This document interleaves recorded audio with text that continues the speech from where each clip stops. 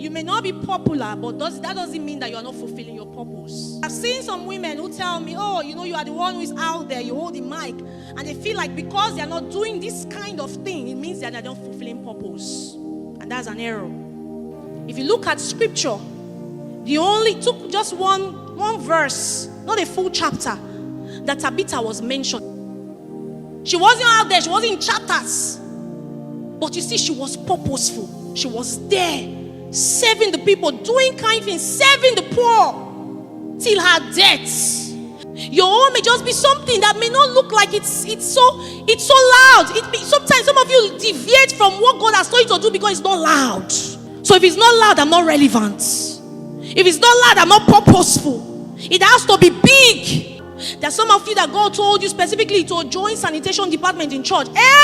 Clean toilets. So you rather prefer to join choir, but that's not your place. So many of you are here, just like this example I gave. You have displaced the purpose of God in your life because there is an imagination of what your purpose should really be. Many times you have been competing with others because you see it has to be like this. If it's not the altar, my purpose is altered. If I don't hold this mic, how will they hear me? But Tabitha was heard. A city gathered when she died.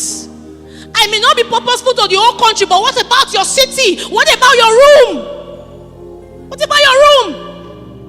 What about that your neighbor? Is she seeing Christ in you? Because this thing about purpose is for men to see the reflection of Christ. What about that your neighbor? What about that your father? What about that your uncle? What about your church member? She was kind.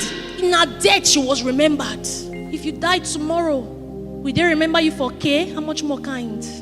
People are crying. Your church member, your colleague. You are seeing the person every time, looking weary, looking anyhow. Your own is, hey, God will bless you. Then you will not go and gossip about the person. People of purpose don't gossip about people's needs. They fulfill needs. Women of purpose see a gap and they jump in.